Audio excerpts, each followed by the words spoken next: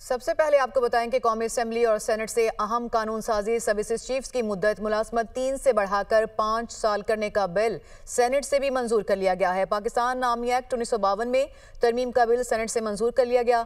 Army act 1952 तरमीमी bill की शिकवार मंजूरी दी गई। सेनेट ने पाकिस्तान एयरफोर्स एक्ट 1953 में तरमीम का बिल भी मंजूर कर लिया है। आपको बताएं कि आर्मी चीफ समेत तमाम सर्विसेज चीफ की मुद्दत मुलाजमत 5 साल करने का बिल मंजूर कर लिया गया। बिल कौमी असेंबली में कसरत राय से मंजूर कर लिया गया है। इसी से मुतालिक हम गुफ्तगू करेंगे। हमें ज्वाइन करेंगे सैयद मोहम्मद अली साहब, सीनियर तज्जियाकार हैं, और ब्रिगेडियर रिटायर्ड राशिद वली साहब भी हमारे साथ मौजूद होंगे, दिफाई तज्जियाकार हैं। सर, बहुत शुक्रिया आप दोनों के कीमती वक्त का। सैयद मोहम्मद अली साहब, कितना नागुज़ीर था ये पॉलिसी के तसलसल के लिए मुद्दत मुलाजमत में तौसी करना? बहुत शुक्रिया जी। देखें, इसके जो 3 पहलू हैं मैं मुख्तसरन आपके सामने रखता हूँ। पहली बात तो ये है कि इससे वो हमेशा के लिए उन तमाम चहमगोइयों और प्यास आराइयों का खात्मा हो गया जो कि हर दफ़ा किसी भी सर्विसेज चीफ की मुद्दत मुलाजमत के खात्मे के दौरान की जाती थी। और उससे मैं समझता हूँ दूसरी बात जो है वो सिविल मिलिट्री जो ताल्लुकात हैं उनमें भी गलत फहमियाँ और शुकूक शुबहात पैदा होते थे, उसका भी एक देरपा अंदाज में खात्मा हो गया है। तीसरी बात यह है कि ये जो मुद्दत मुलाजमत पहले भी 3 साल की थी, ये कोई आलमी सतह पे कोई कानून नहीं है। फौज में मुख्तलिफ मुद्दत मुलाजमत पाई जाती है, कहीं 4 साल है, कहीं 5 साल है, कहीं गैर मुय्यना मुद्दत है। तो मैं समझता हूँ इसके जरिए ये एक एतमाद का भी मजहर है सियासी क़यादत की जानिब से कि जो तीनों सर्विसेज के चीफ्स हैं उनके हवाले से जो सोच है, जो पॉलिसीज हैं, जो मंसूबे हैं, जो प्रोजेक्ट्स हैं, उनको एक मुनासिब मुद्दत दी जाए उस फौज की तीनों सर्विसेज की क़यादत को कि वो उनको पाया तकमील तक पहुँचा सके और गैर ज़रूरी उजलत का मुजाहरा भी ना करे। और हर साल जो हर दफा जब कोई सर्विस चीफ रिटायर हो रहा होता है उससे पहले जो सियासत और गैर यकीनी सूरत हाल पैदा की जाती है उसको भी मैं समझता हूँ अवॉइड किया जा सकेगा। सही, आप हमारे साथ ही मौजूद रहिएगा। राशिद वली साहब, आपसे जानना ये चाहेंगे कि जैसे सैयद मोहम्मद अली साहब अभी कह रहे थे कि पॉलिसीज के तसलसल के साथ साथ पॉलिटिकल स्टेबिलिटी के लिए भी ये इंपॉर्टेंट था। What's your take on this? I don't think so. It's got anything to do with political stability or instability.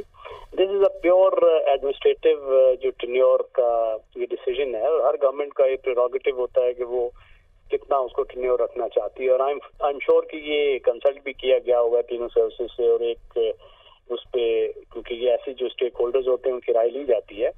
एक थिंकिंग जरूर थी आर्म फोर्सेस में, और वो ये थी कि ये जो 3 साल का जो टेन्योर है ये थोड़ा सा कलील अरसा है, क्योंकि इसमें लॉन्ग टर्म जो पॉलिसीज होती हैं जिसमें डेवलपमेंट स्ट्रेटजी होती है और इवन ऑपरेशन स्ट्रेटजी जो जिसको एनवायरनमेंट के मुताबिक ढालना होता है, तो उसके लॉन्ग टर्म जेस्टेशन प्रोजेक्ट्स होते हैं। तो उनको प्रॉपर तरीके से इम्प्लीमेंट करना, प्लान करना और उसको सी थ्रू करना कि वो एक कम अज कम उसकी जो एक पूरी साइकिल है उससे वो गुजर सके, तो उसके लिए एक खातिर खा टेन्योर चाहिए होता है। और आई थिंक कि 5 साल का अरसा इसलिए भी उसके साथ मुताबिकत रखता है जो हमारी टेन्योर्स हैं प्राइम मिनिस्टर्स के और जो दीगर पॉलिटिकल गवर्नमेंट है। तो जो गवर्नमेंट होती है नेचुरली वो अपॉइंट करती है, फिर उसी को जो पॉलिसियाँ होती हैं उसी टेन्योर में अगर वो सिविल और मिलिट्री दोनों कंपोनेंट साथ हों तो उससे भी थोड़ा सा उसमें कोऑर्डिनेशन में बेहतरी होती है। और ये अगर हिस्ट्री देखें पाकिस्तान की तो ये तो CNC ब्रिटिश इंडियन आर्मी का ये था, जिसके बाद ये ओहदा 1972 में COS हुआ और जनरल टिक्का खान जिनको गलबन उन्होंने 4 साल उसको लगाया। और उसके बाद जब हायर डिफेंस ऑर्गेनाइजेशंस की रीऑर्ग की भुट्टो साहब के दौर में, तो उसके बाद इसका जो टेन्योर है वो मुख्तस कर दिया गया 3 साल के। तो बड़े अरसे से ये 3 साल का ये टेन्योर चला आ रहा था।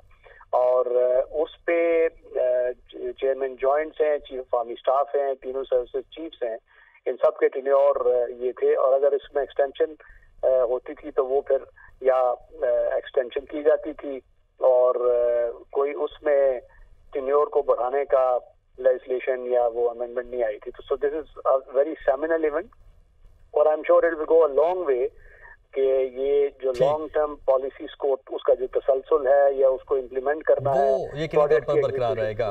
ब्रिगेडियर रिटायर्ड वकार खान साहब भी हमारे साथ मौजूद हैं, दिफाई तज्जियाकार। वकार साहब, बहुत शुक्रिया आपने हमें ज्वाइन किया। आप बताइएगा कि कैसे देखते हैं आप इस अहम डेवलपमेंट को जो हुई है 3 से 5 साल अब जो सर्विसेज चीफ्स की मुद्दत मुलाजमत हो चुकी है? जी, एक तो जो फैक्टर पे बात की कि पॉलिटिकल मिलिट्री लीडरशिप की जो से ہمانگی بھی ہوگی اور اس میں مل کے آئی تھنک ایک 5 years کے چلنے کا موقع ملے. دوسرا آ جاتی ہے جو اپنی سروسز کی 3-4 بڑی چیزیں جو آرمی چیف نے کرنی ہوتی ہیں. اس میں حالات کے حساب سے ٹریننگ ہے, پھر development induction of weapon systems ہے, اور پاکستان آپ کو پتہ ہی ہے کہ آلریڈی ٹیررزم کے خطرے سے 2-4 ہے. 20 سال سے تقریباً ہم لڑائی لڑ رہے ہیں, اور اس کے اندر جس طرح ابھی جنگ حادثے میں انہوں نے ایک اگریسو پالیسی لے کے آئے ہیں, زیرو ٹالرنس ہے. تو آل ٹولڈ آئی تھنک ہر لحاظ سے چاہے وہ جنگ کی تیاری ہو, اس میں ہتھیاروں کی استعداد ہے, انڈکشن آف ویپن سسٹمز ہے, پھر ڈاکٹرنز بھی ہوتی ہیں. ہر 5 سال بعد ایک ویسے بھی آئی تھنک 4 years کے بعد ریویو ہوتا ہے جس میں آپ کی جو ملٹری اسٹریٹجی ہے اور ڈاکٹر ہیں اس کو لیٹ سے نئے خطوط پہ استوار کیا جاتا ہے. تو اس لحاظ سے بھی آئی تھنک یہ بڑا امپورٹنٹ ہے, اور یہ کوئی انپریسیڈنٹڈ بھی نہیں ہے. There are number of countries اور اس میں بڑی میجر پارٹس بھی ہیں جہاں پہ 4 to 5 year ٹینیور ہے سروسز چیفز کا. تو اس لحاظ سے آئی تھنک ایک تو خوش آئند ہے, دوسرا سسٹم کی اسٹیبلٹی کے لیے بڑا آئی تھنک ضروری بھی ہے, اور تیسرا آئی تھنک جس طرح میں نے بتایا کہ اس میں جو استعداد ہے آپ نے بڑھانی ہوتی ہے. اور آج کا جو چیلنجز ہے پالیسی کے تسلسل کے لیے, سول ملٹری ریلیشن میں بہتری کے لیے, اور جو امن کے لیے کوششیں کی جا رہی ہیں اس سب کے لیے یہ ناگزیر فیصلہ تھا. آپ کا بہت شکریہ سید محمد علی صاحب آپ نے, اور راشد ولی صاحب اور وقار صاحب آپ نے اپنا تجزیہ صورتحال پہ پیش کیا.